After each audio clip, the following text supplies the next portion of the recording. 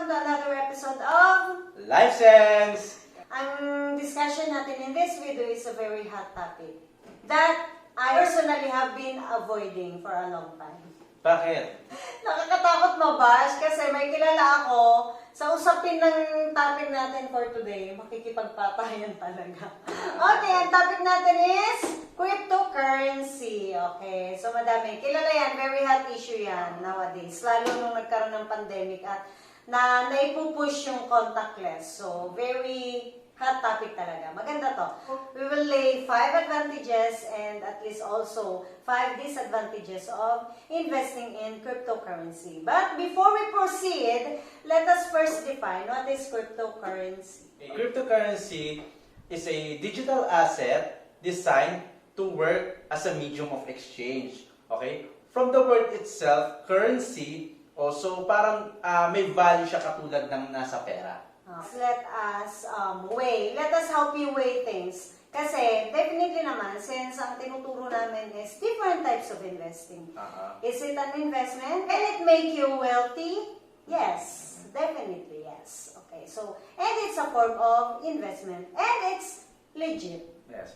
It really exists. Okay? So, ano ba itong digital na to? Parang sa word pa lang alam na natin. No? May kailangan sa computer, may kailangan sa technology. Okay. Before natin i-dive in yan kung paano yung nag-work, at least bigyan muna natin sila ng weighing scale. Okay? So, let us give them 5 pros and cons or 5 advantages and disadvantages in investing in cryptocurrency. Okay, wait lang pala. Give example. Okay. The most popular one is the Bitcoin. Okay. Okay? Yan ang kino-consider nila na gold in cryptocurrency world. And andyan din yung mga Ethereum, andyan yung Ripple, andyan yung Litecoin, tapos yung bago ngayon, yung pinapasikat nila, yung Dogecoin, yung Dogecoin, yung ang symbol niya parang aso. Oo, yun. Marami actually. May Cardano, may Link, marami. Pero anong din talagang sikat is Bitcoin. Just to give them broader knowledge pa, para hindi kayo ma-confuse guys, okay? Cryptocurrency defines Bitcoin. So, ang Bitcoin ay isang uri ng cryptocurrency, Yes, okay? Hindi Bitcoin ang cryptocurrency. Because sabihin, hindi dinidefine ng Bitcoin ang cryptocurrency. It's the other way around. It's the other way around. Okay, so, let's move on. Okay?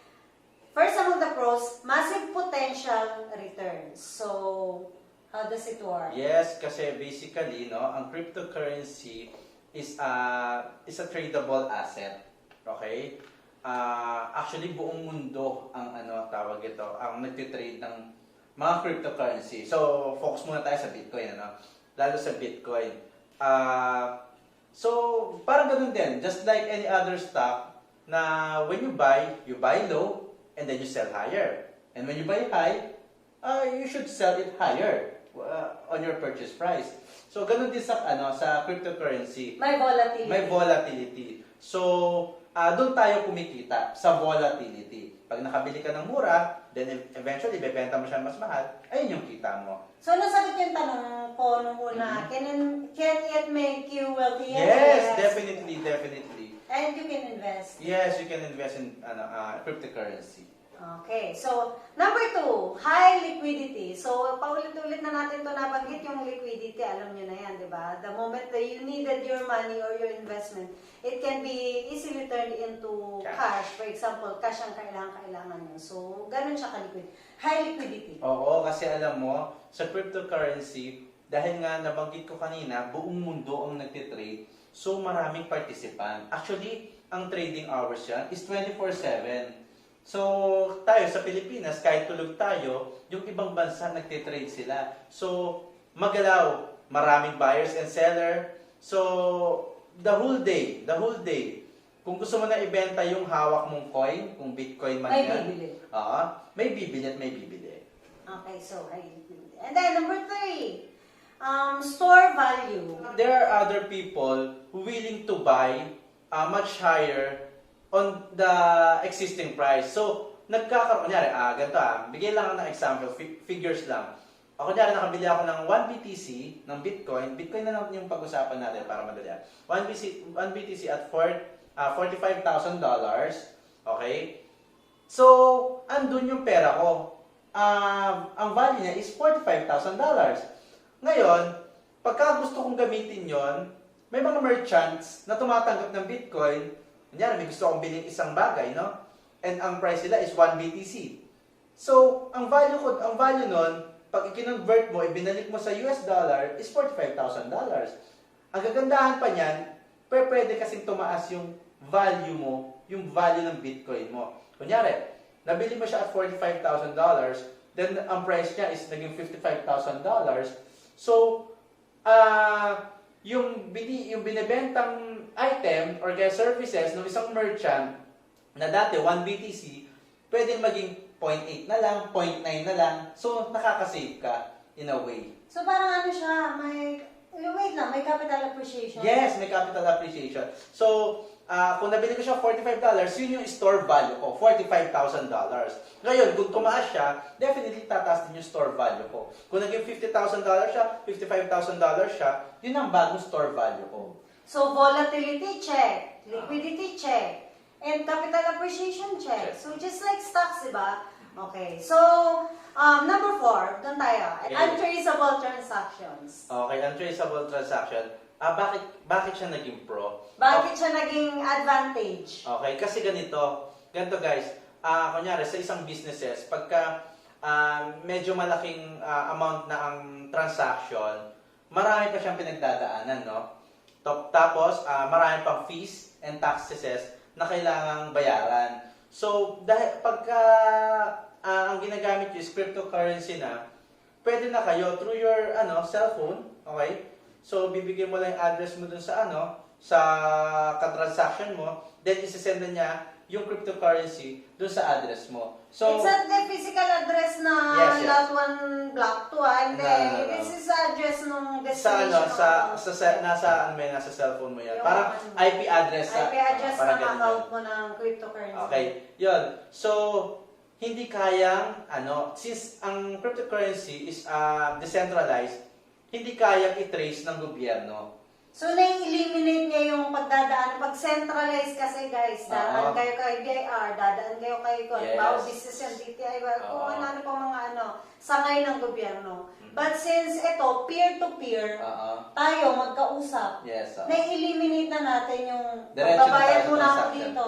Diretso na tayo. Diretso na tayo sa Okay. Naging lang siya, naging advantage siya, at naging pro siya kasi mabilis yung transaction. At saka in a way, pwede rin makatipid tayo dahil kunyari, pag nag-wire tayo ng pera, kunyari from Philippines to other country or vice versa, malalaki ang taxes, malalaki ang fees, at idagdag pa natin yung time consuming para may transfer natin, may wire natin yung pera. Ito, agad-agad. Yes, agad-agad. Pwede. At since hindi ka naman matrace ang gobyerno dun sa transaction mo, Hindi hindi ka ka matataksan. mapapatawan ng tax. Okay.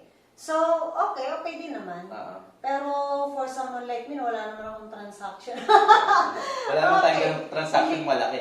Hindi pa naman siya appealing sa akin. Okay, so, isa na lang, last one, na advantage. Pero hindi namin sinasabi na nagli-limit lang to sa 5 advantages. Yes, and actually, disadvantages. marami. Madami yan, ha.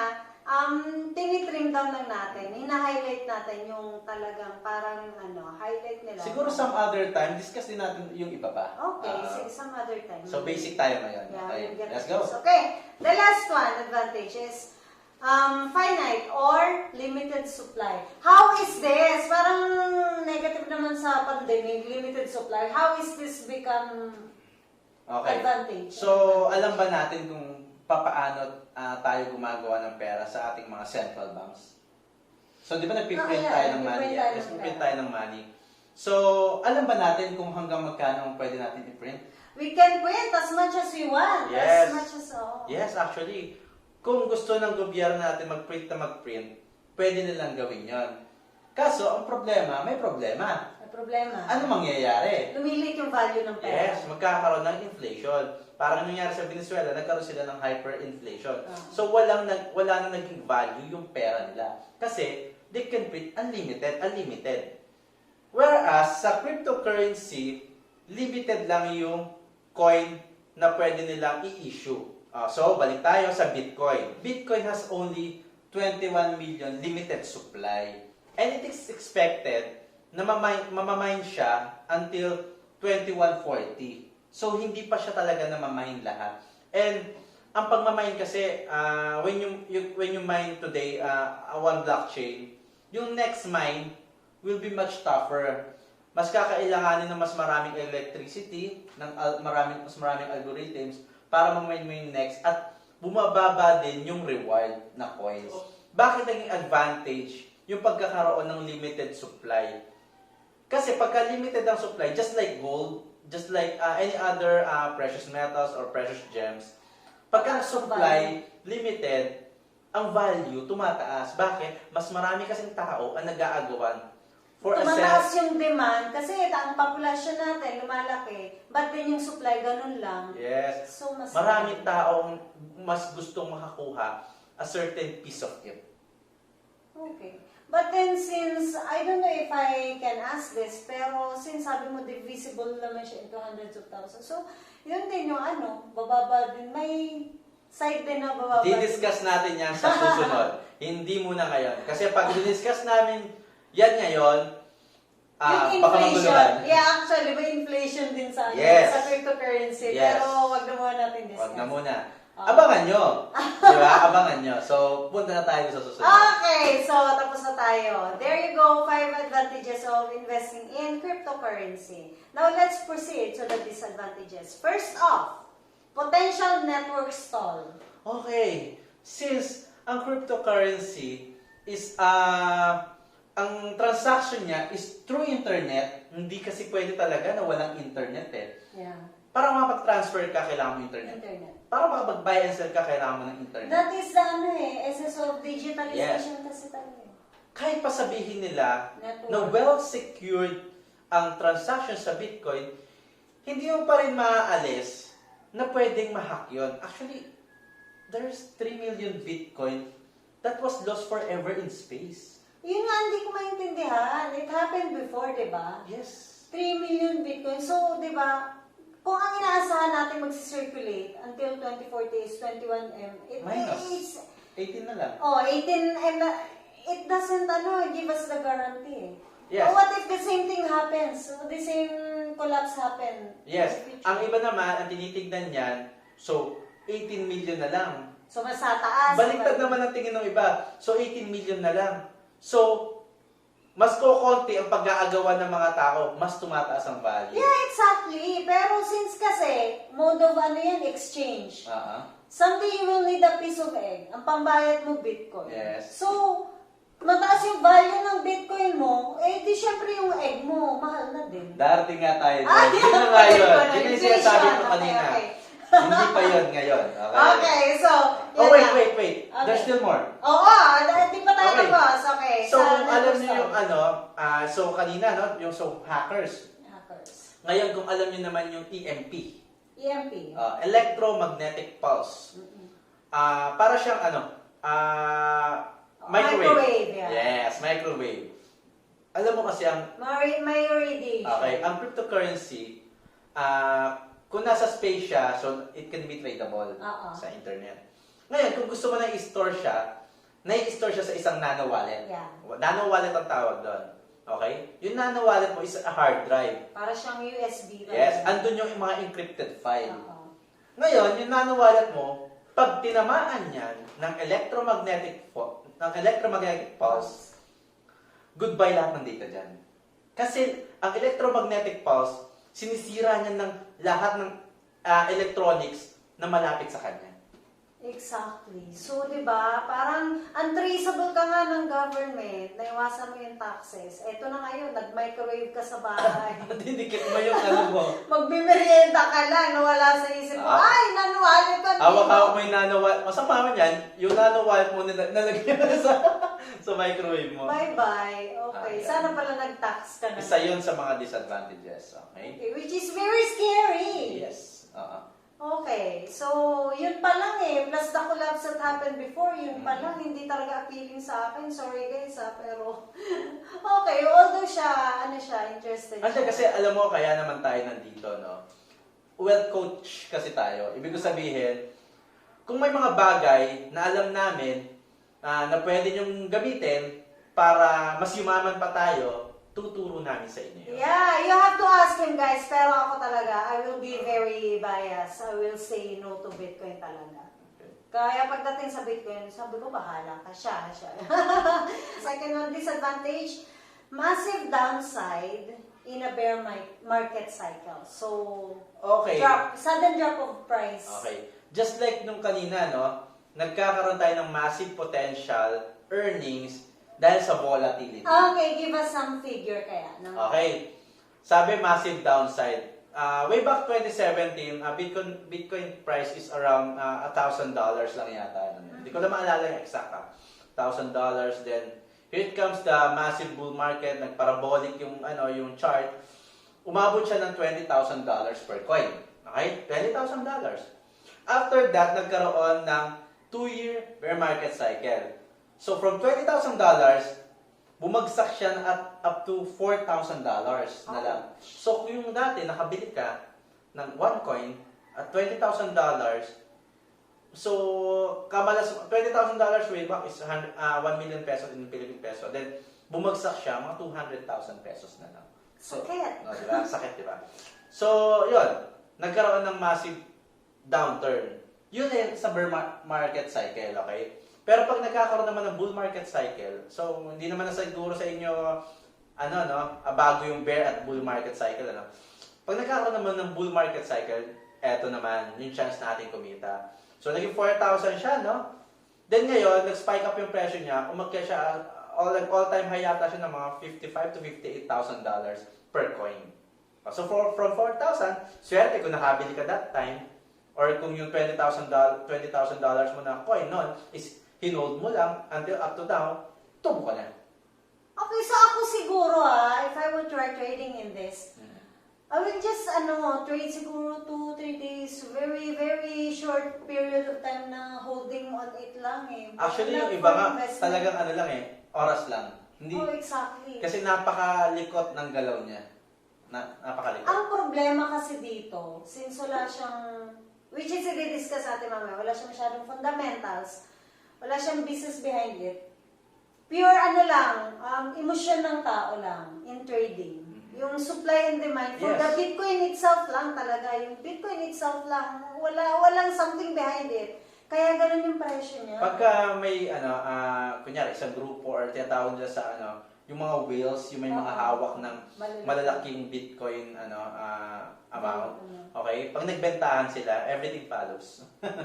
Ganun nangyayari. Pag bumili naman sila, Pwede niya kasing puntahan ang lahat ng presyo. Why? Kasi wala kang pwedeng i-rason eh. From 20,000, it can go low as much as 4,000. Kasi hindi mo pwede sabihin, ay ba't ang mura 4,000? Hindi ganito ang value. Unlike pag sa stocks, pagka may napusuan kang company, ay masyado, 2 piso, ay masyado itong mura para sa ganitong company. Yes, Wala kasing ganun sa yes, Bitcoin eh. So pagka may ganun kang Bitcoin, you just have to wait. Wait for it to fluctuate up and then siguro dun ka mag-sell. Yeah. So, yun. Hindi na bago yung isip ko. I will not hold on to it for a long time siguro. Okay, so, which takes us to number 3. Disadvantage. No intrinsic value. Okay, yun na nga binanggit niya kanina, no? Sabi, no intrinsic value. Kasi sa totoo lang, ang cryptocurrency, there's no business behind it. Yeah. No earnings, no income, wala silang goods, wala silang services. Kasi currency sila eh. At as in, wala talaga. Siguro ang pinaka-value lang niya, una, yung supply and demand, okay? Number 1. And number 2, siguro yung adaptation ng mga businesses. Pagka yung mga businesses, they start to adapt the digital currency mode of payment, ayun na, doon lang siya nagkakaroon ng value. Pero, not everyone can adapt to it eh. Hindi ka na makakapunta sa palengke para i-trade ang Bitcoin mo sa isda eh, di ba? And I know some countries na nag-ban ng mga coins. Siguro dahil gusto nilang protektahan din yung fiat money nila. Fiat money. Well, yun, unlike sa stocks kasi, there is something going on doon sa company. May business, may process behind it. May earnings. May earnings. So, pag halimbawa may bear market, pwede niyang pwede niyang i-defend, pwede niyang pwede niya i-justify anumang price ang bibisatahin nung presyo ng stock. Madja-justify yung yung presyo ng Madja-justify. stock Yeah. kasi may earnings. Oo, pag ito kasi, and come to think of it guys, personal ko lang to ay, di ba, hindi kita dinadamay, hindi ko dinadamay ang life sense, okay? Personal lang to. To invest into Bitcoin, money ang involved eh. Yes. You have to put in money, fiat money. Okay, when we say fiat money, yung Philippine peso, dollar, dollar, US Japanese dollar, yan. Yung normal na nakagisa natin na pera. So, hindi siya ganun ka-superior. Hindi siya, kasi yung iba kasi, ang pananaw nila sa Bitcoin, sa The future cryptocurrency, daw. the future, na parang, eto na yung magiging parang magiging above siya ng fiat money. Okay, so, para sa akin, hindi. Kasi in order for you to invest in it, you have to put in May mga tao kasi na gustong magkaroon ng tinatawag na world currency. Yung talagang parang isang currency lang. Wherein, medyo malabo. Kasi, para mangyari yon, kailangan mapapayag mo yung majority ng mga gobyerno sa buong mundo. Exactly. And for $1 US, I don't think they gonna, Yes. give it up. Kasi yung US dollars, alam niyo, no? Siyempre, largest economy sila. Alam mo, papayag sila na So, diba? oo. Pero Nawawala dun sa sa- kanila, talamak ang Bitcoin. Ah. Oo. Pero, hindi ko nakikita kasi in order for you to invest in Bitcoin, you needed money. And in that money, doon may something in it. May value, may store value talaga yon. Meron pa isang way para maka-acquire ka ng Bitcoin. Magmamain ka. Instrument. Pero kailangan pa ng pera. Yeah, kailangan ng pera. You have to invest in electricity, which is... Tsaka supercomputer. Supercomputer, which is ma-acquire mo siya. Pera pa rin. Pera. Siguro in the future, na pagka Bitcoin to Bitcoin na talaga, crypto to crypto, but I don't see it as early as soon as, ewan ko? As early as we age. Siguro. So, lalo ngayon, may mga efforts din ng governments to ban it eh. Yes. I don't know, hindi ko mapangalanan, nakalimutan ko yung mga bansa, but there are some countries talaga. that Meron they- talaga, meron. Totoo. They ban, okay. Okay, let's proceed sa number 4. Disadvantage, okay? It can be used in money laundering and other crimes. Okay, katulad nung kanina, no, yung number 4 din sa Untraceable kasi. untraceable transaction. Yeah. Yes. Ganito. Sabi kasi nila, fiat money rin daw kayang gamitin in money laundering and other crimes. True naman. Oo, totoo naman yun. Oo. Pero kasi, mas nagiging madali pag ginagamitan mo ng cryptocurrency. Yes. Bakit ka mo? Kasi ganito, kunyari may ka-transaction ka, kunyari drug transaction, kaya armory or ammunition, worth $100 million. Okay? So, ikaw, para mai-transfer mo yung $100 million, ang mga kailangan mo ng armored car. Okay? Kailangan mo ng private security. Okay? So, kailangan yon siguro, kung wala yun sa vault mo, kailangan mo yung withdraw yun sa bank. So, mapapansin ka, di ba? Pagdududahan ka na. Pagdududahan ka na. Una, napakahirap i-transfer ng $100 million. Pangalawa, masyadong halatado. Ngayon, sa cryptocurrency, nandun lang yun sa isang nano-ledger. Pag ang value ng Bitcoin mo is $100 million, tapos yung transaction mo, sisend mo lang sa kanya yung value ng $100 million into coins, tapos na ang transaction niya. No alarm, walang Wala na. Yun na. So, nagagamit siya sa crime and money laundering. So, tsaka, isa pa, you can send kahit gaano kalaking halaga ng pera from one country to another, which is hindi rin pinapayagan basta-basta ng mga gobyerno. Pag tatawid ka sa border, meron ng certain amount, maximum na pwede. O hindi, kahit nga wire transfer eh. Oo, Kailangan tawag ito, documented. Yung pag-transfer mo ng pera. Remember yung nangyari sa Bangladesh, yung $600 million na from Bangladesh, itinransfer sa casino dito sa Pilipinas, then ipinasok sa RCBC. Galit na galit ang Bangladesh noon. Bakit? Kasi that $600 million, malaking na sa kanila yun eh. Malaking pera na sa kanila yun at para sa circulation na sana ng gobyerno nila yun. Pero nawala sa kanila. So nawala sa kanila yung $600 million. So nagalit sa atin yung Bangladesh kasi nga, kumbaga bakit tinanggap natin sa ganung transaction yun. But since, na-trace siya kasi pag sa Bitcoin, wala na, tapos Wala na. na, tapos Pwede mangyari is mabankrupt ang mga bansa pagka may Na walang kaalam-alam. may isang mayamang tao na itatransfer niya yung pera niya offshore. Yeah, oo, walang kaalam-alam. Pero hindi ba pwede mangyari, for example, gusto ko nang gawing pera ngayon, na-transfer ko na from here to another country. Gusto ko nang gawing pera, so pagdating doon, ililiquid ko siya. Di ba parang mag-heighten security din? Actually, kasi pag kinonvert mo na siya into cash, Parang, diba? sandali, ang laki Hindi, nito. syempre, di gawin mo, unti-unti mo lang. Oo, unti-unti. Unti-unti Pero mo lang. in terms of pagtatawid ka ng border na may dala kang ganun, Actually, pag sumakay ka nga ng plane, ang allowable lang is $10,000 eh. Sa pag sa Bitcoin, di ba? Unlimited. Kahit $100 million ang dala mo dyan, nano ledger mo na, nakabulsa lang yun sa pocket mo. Then you go out of the country, dala mo Wala na. Okay, so yun. Eto, pinaka-importante, na hindi na disadvantage sa pag-invest in cryptocurrency. It cannot be governed. Walang regulatory body. Oo, wala talaga siyang regulatory ba? Hindi kayang panghimasukan ng gobyerno ang cryptocurrency kasi nga decentralized siya, no? So, pagka kunyari ganito, nagkaroon ng mga ICO. Ang ICO is initial coin offering niya. Parang ano rin niya sa stock IPO, initial public. Tapos, na-scam yung mga tao. Walang kakayahan yung gobyerno para habulin yung mga nang-scam.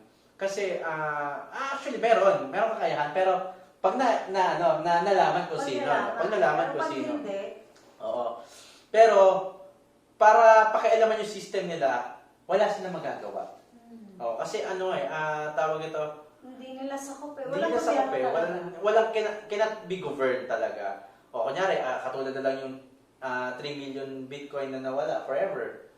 Walang sayang gobyerno doon. Oh, so ito yung parang mag-isip-isip ka talaga kasi wala ka talagang habol eh. Ito pa, tawag ito, yung founder ng Bitcoin, anonymous siya eh. Yeah. Si Satoshi Nakamoto, Anonymous. hindi naman siya si Satoshi Nakamoto talaga. Hindi natin alam, isang tao lang ba siya or group of people ba siya? Hindi lang yun. Malay ba natin na hindi natin alam.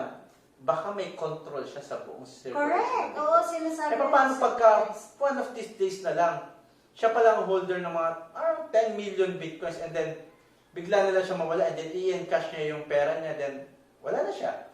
So, babagsak ang value ng coin. So, lahat ng nag-invest doon, kahit yung mga nasa pinakataas, mawawala. Malulugi sila.